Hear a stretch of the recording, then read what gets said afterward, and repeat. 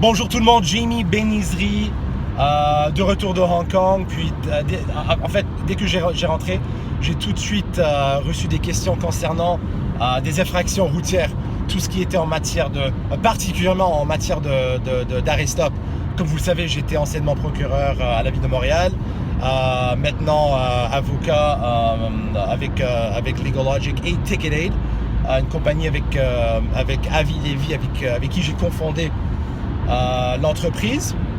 Alors aujourd'hui, le but de ce petit capsule, c'était d'éclaircir la situation de tout ce qui est arrêt-stop. Qu'est-ce qu'on fait lorsqu'on reçoit une contravention routière en tout ce qui est en matière d'arrêt-stop? Alors je suis là avec Maître Avi Levy. Comment ça va, Avi? Ça va tout le monde, ça va très bien, merci. Alors en fait, j'ai quelques questions à te poser là, parce que je reçois des questions concernant des arrêt-stop tout le temps.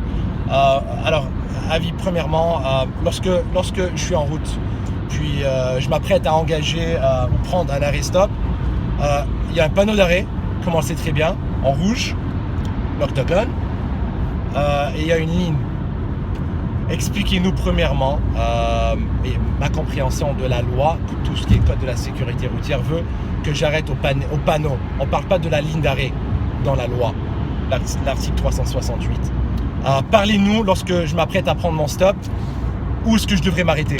Justement, l'article parle de ligne d'arrêt, mais les gens ils ne savent pas justement qu'on parle de cette petite ligne imaginable. Okay, quand on arrive sur un stop, okay, tout le monde connaît très bien, il y a toujours une ligne blanche par terre. Dès que les roues de votre véhicule dépassent cette ligne blanche, justement, c'est là justement le policier peut émettre la contravention. Les gens ont tendance à dire « Ouais, mais j'ai fait mon stop. Ouais, mais vous avez dépassé la ligne. » Et c'est justement sur cet aspect-là que le ticket a justement été donné cette journée-là. Il faut vraiment avoir un visuel sur l'arrêt puis la ligne d'arrêt. La ligne, exactement. Donc admettons que ça arrive, hein, avec le temps, on sait très bien qu'avec les merveilleuses constructions de Montréal, comme les rues sont entretenues de façon formidable, la peinture blanche des fois elle n'est pas visible. Vous comprenez ce que je veux dire? Exact. Alors ça peut être justement moins de défense également. Alors il faut avoir un visuel sur l'arrêt-stop pour avoir cette ligne imaginable. Tout à fait, parce que d'habitude, lorsqu'il y a le poteau de l'arrêt-stop, la ligne est juste là. Exact. Parallèle. Qui n'est pas tout à fait le cas, pas tout le temps. Exactement. Alors Avi, parlez-moi, parce que j'entends parler tout le temps que ils me disent Maître Benizri, j'ai arrêté pendant 5 secondes, j'ai arrêté pendant 2 secondes. Premièrement, est-ce que la loi définit un temps suffisant pour arrêter un arrêt-stop? Non, ça, mon ami, c'est une légende urbaine. Il n'y a aucune loi qui définit justement qu'on doit rester pendant 3, 4 ou 5 secondes. Okay? C'est juste quelque chose que les gens se sont dit entre eux, c'est un mythe. Alors ça n'existe pas dans le fond? Pas vraiment. Ok.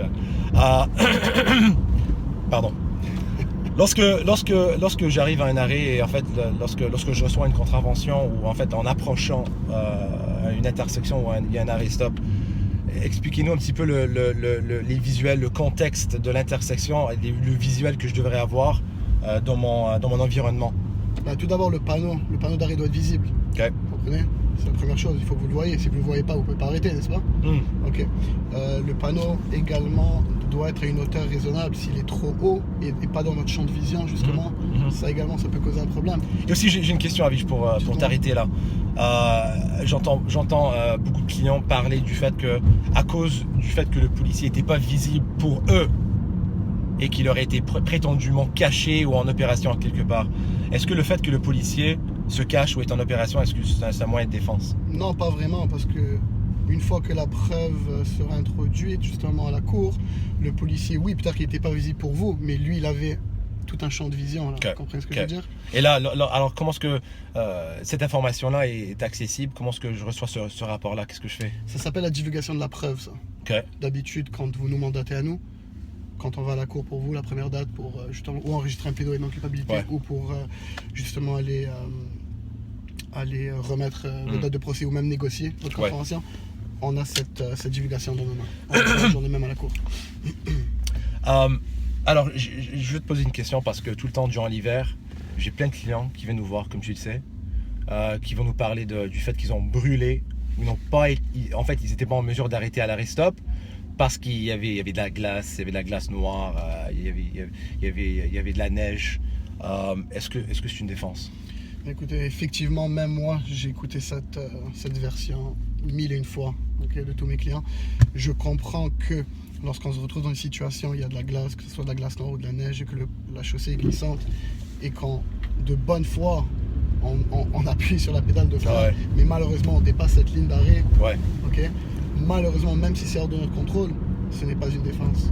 Vous devez prendre tout moyen raisonnable justement quand les températures et les circonstances routières sont justement comme ça, de justement commencer à arrêter bien avant l'arrêt, très bien, afin de pouvoir justement faire un stop adéquat.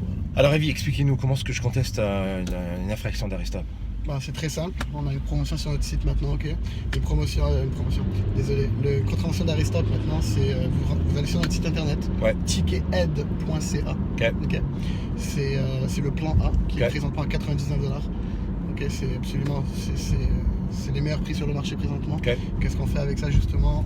On prend en charge votre dossier, on analyse toute la preuve, toute la divulgation de la preuve, on entame toutes les négociations avec la poursuite, et dans l'éventualité d'un règlement, sans devoir justement faire un procès, on baissera votre contravention de 3 points à 0. Ça, et vous allez tout simplement payer une amende. Ça, c'est dans l'éventualité où on va justement pouvoir régler votre dossier hors cours.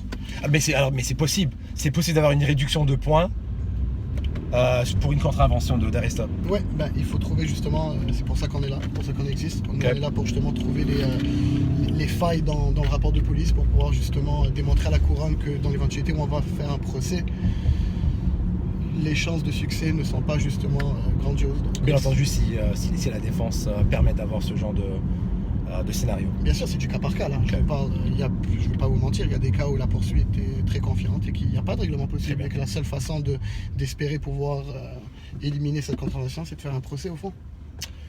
Avi Lévy, je te remercie. Avec plaisir, mon ami. À la prochaine. That's it.